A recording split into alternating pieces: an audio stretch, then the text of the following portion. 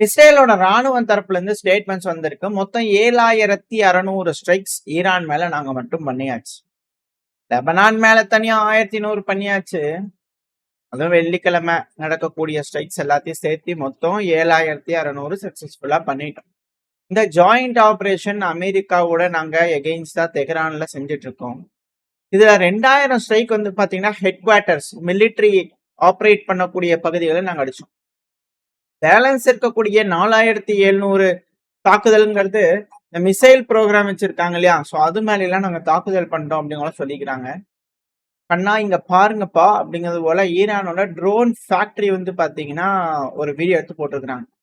இது எங்க இருக்குது, இது யாருக்காவது தெரியுமா அப்படிங்கிற கேள்விகள் இருக்கு. எந்த ஒரு பிரச்சனையுமே இல்லாம எதுவுமே நடக்காதது போல அங்க இருக்கக்கூடிய எம்ப்ளாய் எல்லாம் ரொம்ப கூலா சேஃபா வந்து பாத்தீங்கன்னா வேலை செஞ்சுக்கிட்டு இருக்காங்க. அதிகப்படியான ட்ரோன்கள், அதுவும் இதெல்லாம் பறவையாட்டம் இருக்கு. ஏகப்பட்ட ட்ரோன்கள் இருக்கு, வகை வகையா வெரைட்டியா ஈரான் வச்சுக்கிறாங்க. அதெல்லாம் களமே இறக்க கிடையாது. அதுவும் கான்குவரர் ட்ரோன்கள்லாம் இப்ப வரைக்கும் கண்ணில் காட்டலையப்பா. அதெல்லாம் இல்லாததுக்கு இன்னும் அடி உழுகுதே. இவங்கெல்லாம் கால் எடுத்து வைக்கிறாங்க, உள்ள ஏதாவது செய்யறாங்கன்னா அந்த மாதிரியான ட்ரோன்கள்லாம் இறங்குச்சுன்னா என்ன மாதிரி அலற விடுவாங்க ஈரான் அப்படிங்கிறது போல கேள்விகள் இருக்கு.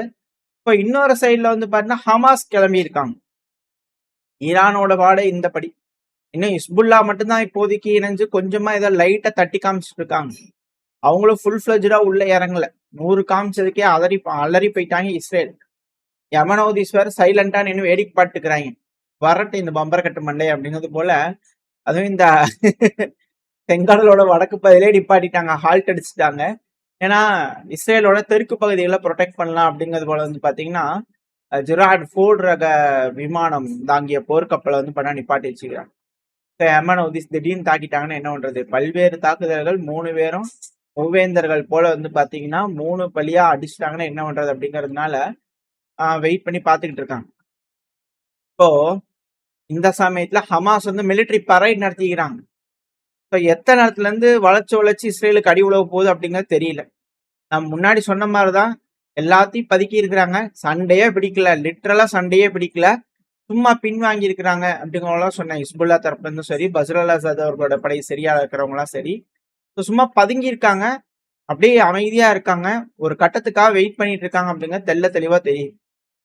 இப்படி இருக்கக்கூடிய சமயத்துல வந்து பாத்தீங்கன்னா மேலும் இந்த பிரச்சனை எஸ்கலேட் பண்ணும் விதத்துல இஸ்ரேல் வந்து பாத்தீங்கன்னா எங்க போடுறது, எது மேல போடுறது அப்படிங்கறத தெரியாம நேபாளோட பெட்டாலியன் மேல கொண்டு போய் போட்டாங்க.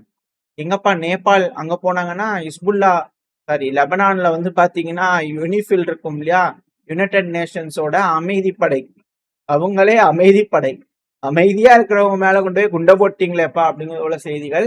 இருந்தாலும் லெபனானோட தெற்கு பகுதிகள் மெசையல் ஜபாய் பகுதியில வந்து தாக்குதல் இருந்திருக்கு, கேஷுவாலிட்டிஸ் இருக்கு அப்படிங்கிற செய்திகள் வருது. இதுக்கு உலகம் எப்படி கண்டனங்கள் சொல்ல போகுது? ஆல்ரெடி இதெல்லாம் செஞ்சாதான் யூஎன் மேலேயே துப்பாக்கி சூடு நடத்துனாங்க, டேங்கை வச்சு அடிச்சாங்க, இப்ப ஏர் ஸ்ட்ரைக்கே பண்றாங்க. அதுவும் இங்க யுஎனோட உணவு வழங்கக்கூடிய பகுதிகள்லாம் காசால அடிச்சாங்க. என்ன செய்ய முடியும்? அவங்க அடிக்கும் போது எல்லாம் நியாயப்படுத்துவாங்க, எதுவும் இல்லை. ஆனா அவங்களுக்குள்ள அட்டாக் நடந்துட்டா மட்டும் பெருசா ஆயிடுச்சு, அதாயிடுச்சுன்னு கதறுவாங்க. சரி, ஓகே, பாப்பா என்ன நடக்க போகுது, இதுக்கப்புறம் என்ன மாதிரியான விஷயங்கள் யூஎன்ல நடக்க போகுதுன்னு சொல்லிட்டு.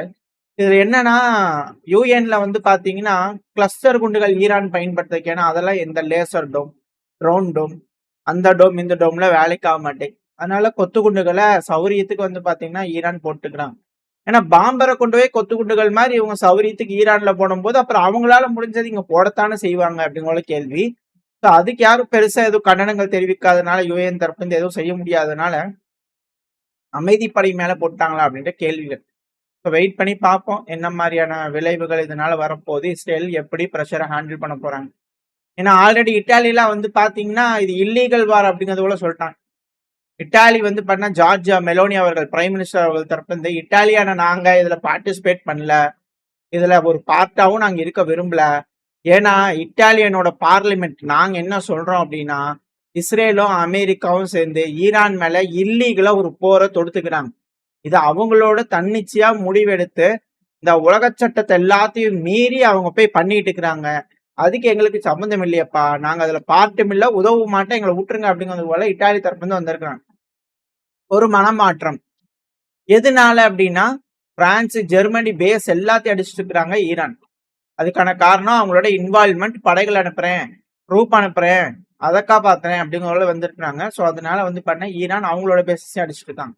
ஸோ இட்டாலிக்கு பிரச்சனை வந்துடக்கூடாது இல்லையா? ஸோ அதனால அவங்க சரண்டர் ஆயிடுறாங்களா அப்படின்ற கேள்விகள் இருக்கு. எது எப்படியோ இதுல இன்னொரு விஷயம் வேற இருக்கு.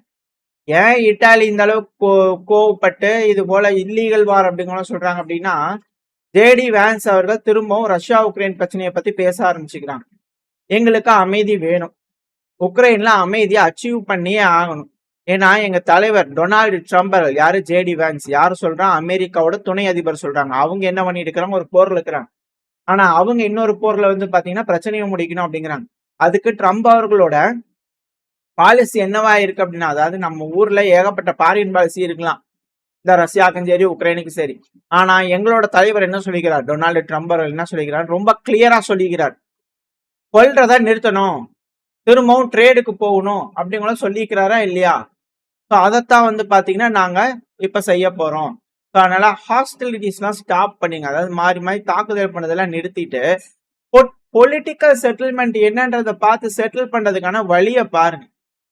உக்ரைன் ரஷ்யா பேச்சுவார்த்தை மூலியமா பிரச்சனையை முடியுங்கப்பா, கொல்றத நிறுத்துங்கப்பா அப்படிங்கிறது போல ஜேடி வேன்ஸ் அவர்கள் வந்திருக்காங்க. அதாவது இதுல ரஷ்யா உக்ரைனை மட்டும் தூக்கிடுங்க சரிங்களா? இப்ப நீங்க நான் சொல்றது மாடிஃபை பண்ணி பாருங்களேன், இது மேட்ச் ஆகுதா அப்படிங்கிற. ஏன்னா ஜேடி வேன்ஸ் அவர்கள் சொன்னது ரஷ்யா உக்ரைனுக்கு போல தெரியல, ஈரானுக்கு போல தெரியுது அப்படிங்கிறதோட சில அனலிஸ்டோட கருத்துக்கள். ஏன்னா அவங்க எப்படி இதை மாடிஃபை பண்ணி பாக்குறாங்கன்னா, ஈரான் மாறி மாறி கொல்றத நிறுத்திக்கலாம், ஈரான் எதுக்கு தேவையில்லாம சண்டையை பிடிக்கணும், ஒரு பொலிட்டிக்கல் செட்டில்மெண்ட்டை பார்க்கலாமா, இப்ப சாவடிக்கிறதுலாம் நிறுத்திட்டு மாறி மாறி அடிச்சுக்கிறோம், இழப்புகள் ஏற்படுது, நிறுத்திட்டு ட்ரேடு மூலியமா ஏதாவது டீல் போட பார்க்கலாமா அப்படிங்கிற ஜேடி வேன்ஸ் அவர்கள் இனிஷியேட் பண்றாரா? இப்போ ரஷ்யா உக்ரைன் பிரச்சனையை முடிக்கிற மாதிரி காமிச்சிட்டு இதே மாதிரி ஏன் நம்ம ஈரான்ல ட்ரை பண்ணக்கூடாது அப்படிங்கிற எனக்கு சொன்னாங்கன்னு வச்சுக்கோங்களேன், நம்ம ஞாபகப்படுத்திக்கணும். இதெல்லாம் வந்து பாத்தீங்கன்னா விதவிதமா அவங்க யோசிச்சுட்டு இருக்கிறாங்க அப்படிங்கிறது போல. அவங்களுக்கு இப்ப இந்த பிரச்சனையை முடிக்கணும், வெளியே வர்றதுக்கு வழி தெரியல, மூஞ்சி பூரா சேராயிருச்சு, அதை கொஞ்சம் எல்லாம் கிளீன் பண்ணிட்டு நீட்டா ப்ரெஸ்ஸா வந்துடலாமா அப்படிங்கிற போல பாக்குறாங்களான்ற ஒரு சந்தேகம் இருக்கு. அமெரிக்கா வந்து வம்படியா நல்லா செமையா சிக்கிட்டாங்க அப்படிங்கிற மாற்று கருத்துல.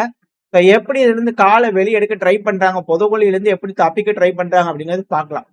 ஒன்னும் மூழ்க போறாங்களா, இல்ல விட்டுருப்பா ஈரான் மன்னிச்சிரு கிளம்புறோம் அப்படிங்கிறது போல பேசி பிரச்சனையை முடிச்சிருவாங்களா, என்ன நடக்குங்கிறது பார்க்கலாம்.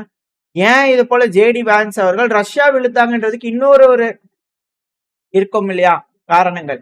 அதுக்கான காரணங்கள் அமெரிக்காவோட அதிபரான டொனால்டு ட்ரம்ப் அவர்கள் வந்து பாத்தீங்கன்னா பேசிக்கிறார். அவரு தரப்பு இது ஜேடி வேன்ஸ் அவர்கள் சொன்னது, ரஷ்யா உக்ரைன் பிரச்சனையை முடிக்கணும், எங்க தலைவரோட பாலிசி இதுன்ட்டு.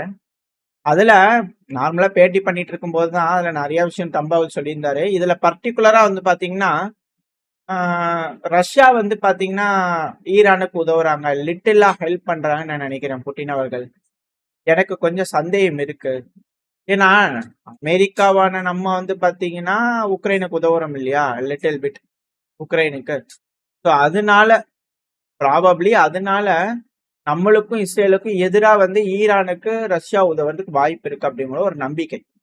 ஏன்னா துல்லியமா தாக்குதல் நடக்குது, எல்லா பக்கத்துலயும் அடி விழுந்துட்டு இருக்கு. இது போல சிக்கல்கள் இருக்கிறதுனால இப்போ ரஷ்யா என்னப்பா ரஷ்யா சொல்ற, நாங்க நிறுத்திக்கிறேன் நீங்க நிறுத்திக்கிறியா அப்படிங்கிறது போல ஒரு மெசேஜ் அனுப்புறாங்களா அப்படின்ற கேள்விகள் இருக்கு. ஒண்ணு ரஷ்யா கூட கெஞ்சி கொஞ்சி சப்போர்ட்டை நிறுத்துறது, அங்க உக்ரைன் அணியை வச்சுக்கோன்னு கை கொடுத்துட்டு என் தங்கத்தை ஒப்படைக்கிற வச்சுக்கோ அப்படிங்கிறது போல ஒப்படைக்கிறது. இங்க ஏதாச்சும் ஒண்ணு பண்ணலாமான்னு பார்த்துட்டு இருக்கிறாங்க. பட் இது அமெரிக்காவை நம்புறதுக்கு யாருமே தயாரா இல்லை அப்படிங்கிறதோட பல அனலிஸ்டோட கருத்துக்கள். பாப்பா அவங்க என்ன பண்றன்னு தெரியாம மாறி மாறி பேட்டிகள் கொடுத்துட்டு இருக்கிறாங்க அப்படிங்கிற புரிஞ்சுக்கலாம். அதுலயே தெளிவா சொன்னாரு, ஈரானோட அரசாங்கம் கண்டிப்பா வீழும், ஆனா இம்மீடியட்டா இல்ல அவ்வளவுதான், பட் ஆனா வீழும் அப்படிங்கிற அவர் தப்பு வந்து நம்புறாரு. பாப்பா என்ன நடக்க போகுது. ஏன்னா உலகம் ஃபுல்லா வந்து பாத்தீங்கன்னா இப்போ ஈரானுக்கு ஆதரவான அலைகள் தான் வந்து பாத்தீங்கன்னா பெருகிக்கிட்டு இருக்கு அப்படிங்கிற பல அனலிஸ்டோட கருத்துக்கள். அதுவும் அப்பாஸ் அராச்சி அவர்கள் தைரியமா பல விஷயங்கள் பேசிட்டு இருக்காங்க. அதுவும் இல்ல நான் பம்படியா நம்மள வேற எழுத்து விட்டுக்கிறாங்க. அதாவது பல மாசங்களா இந்தியாவை பிடிச்சி சண்டை பிடிச்சிட்டு இருந்தாங்கன்னு அமெரிக்கா புள்ளி பண்ணிட்டே இருந்தாங்க, ரஷ்யா கிட்ட ஆயில இம்போர்ட் பண்ணாத அப்படிங்கிறது போல இந்தியாவை பிடிச்சி நோண்டிட்டு இருந்தாங்க. இப்போ நம்மளோட போர் வந்து 2 வாரம் ஆனதுக்கு அப்புறமா வெள்ளை மாளிகை தரப்பும் இப்ப போய் பிச்சை எடுக்கிறாங்க இந்தியா கிட்ட. இந்தியாவை மட்டும் இல்லாம மத்த நாடுகள் கிட்டயும், உலக நாடுகள் கிட்டயும் போய் பிச்சை எடுக்கிறாங்க அமெரிக்கா. அதுவும் ரஷ்யாவோட க்ரூட் ஆயில வாங்கிக்கிங்க ப்ளீஸ் அப்படிங்கிறது போல அவங்க பிச்சை அடிக்கிறாங்க. அதாவது நாங்க அலோவ் பண்றோம் அப்படிங்கிற சொல்றாங்க இல்லையா? தயவு செஞ்சு வாங்கிக்கிங்கப்பா ப்ளீஸ், காலில் வந்து விழுகணுமா உங்ககிட்ட, சொன்னா புரிஞ்சுக்க மாட்டீங்களா அப்படிங்கிறது போல அமெரிக்கா சொல்வது போல் தெரிகிறது போல அப்பாஸ் ஆராய்ச்சி அவர்கள் நினைக்கிறார் போல தெரியுது. பட் ஆனா அது புரிஞ்சுக்கிற மாதிரி இருக்கு. ஏன்னா ஆயிலோட விலை ராக்கெட் வேகத்துல போயிட்டு இருக்கு. இப்படி இருக்கக்கூடிய சமயத்துல யூரோப்பும் பெருசா எதுவும் சப்போர்ட் பண்ற மாதிரி இல்ல அமெரிக்கா. இந்த ஒரு காரணத்தினால இது வந்து பேத்தட்டிக் அப்படிங்கிறது போல அப்பாஸ் ஆராய்ச்சி அவர்களே வந்து பாத்தீங்கன்னா கழுவி ஊத்திட்டு இருக்கிறாரு அமெரிக்காவை. இதுல இன்னொரு விஷயம், இந்த ஸ்ரீலங்கா பக்கத்துல வந்து பாத்தீங்கன்னா ஒரு ஐஎன்எஸ் தீனா அப்படிங்கிற ஒரு போர் கப்பலை வந்து பண்ண தாக்குனாங்க இல்லையா அமெரிக்கா. போர் கப்பல்னு சொல்ல முடியாது, ஒரு கப்பலை தாக்கிட்டாங்க. ஏன்னா அதுல ஆயுதம் இல்லை, ஒண்ணும் இல்லை. நேவல் பரைடுக்காக வந்ததை அடிச்சுட்டாங்க. அதை அடிச்சுட்டு ஏதோ பெருசா பீத்திட்டு இருந்தாங்க. பட் இருந்தாலும் பரவாயில்ல. ஸோ அப்படி தாக்கும் போது அதுல கொல்லப்பட்ட நபர்கள் இருப்பாங்க இல்லையா, அவங்களை மீட்கிறதுக்கான வேலை சமிகைகள் எதுவுமே கொடுக்காம அமெரிக்கா போயிட்டாங்க. அதனால உயிரிழப்புகள் அதிகமா இருந்துச்சு. இப்ப அந்த வீரர்கள்லாம் வந்து பாத்தீங்கன்னா ஸ்ரீலங்காவால மீட்கப்பட்டு அங்கிருந்து இந்தியாவுக்கு வந்து இந்தியாவில இருந்து வந்து பாத்தீங்கன்னா அந்த விமானம் ஈரானுக்கு போகுது அப்படிங்கிற செய்திகள் வந்துகிட்டு இருக்கு. மொத்தம் 84 ஈரானோட வீரர்கள் வந்து பாத்தீங்கன்னா உயிரிழந்திருக்காங்க. அதோட உடல்களை வந்து பாத்தீங்கன்னா இப்போ இந்தியா வழியா வந்து பாத்தீங்கன்னா ஈரான் எடுத்துட்டு போயிட்டு இருக்காங்க. இந்தியாவில டச் டவுன் ஆயிட்டு டேக் ஆஃப் பண்ணி போயிட்டு இருக்காங்க அப்படிங்கிற செய்திகள். ஸோ ஈரானுக்கு வந்து பாத்தீங்கன்னா இது ஒரு பெரும் இழப்பு தான். இது போல பல இழப்புகள் ஈரான்ல சந்திச்சுக்கிட்டு இருக்காங்க. இதை எப்படியாச்சும் அதை மாத்தி இந்த பிரச்சனைய தீர்த்து ஈரானுக்கு சார்பா இதுல ஜெயிக்க போறாங்களா, இல்ல அமெரிக்கா அவங்க சொல்ற மாதிரி ஏதாவது செய்ய போறாங்களா அப்படிங்கிறது வெயிட் பண்ணி பார்க்கலாம். ஓரளவுக்கான தகவல்கள் இந்த பையில பார்த்துருப்போம்னு நினைக்கிறேன். இதோட இந்த பையன் நான் முடிச்சுக்கலாம். இந்த பதிவு எப்படி இருந்துச்சு, உங்களுக்கு பயனுள்ளதா இருந்துச்சுன்னா லைக் பண்ணிட்டு உங்க ஃப்ரெண்ட்ஸ் ஃபேமிலியோட ஷேர் பண்ணிக்கோங்க. அது கூட மறக்காம நம்ம சேனல் சப்ஸ்கிரைப் பண்ணா மறக்காம சப்ஸ்கிரைப் பண்ணிக்கோங்க. அப்பதான் நம்ம போடக்கூடிய வீடியோக்களை வச்சு யூடியூப் 4 பேருக்கு ப்ரொமோட் பண்ணும். உங்களோட அன்பு ஆதரவு எனக்கு எப்ப இருக்கும்னு நம்பிக்கையில அடுத்த பயில உங்க சந்திக்கிறேன். Very stay safe. பை.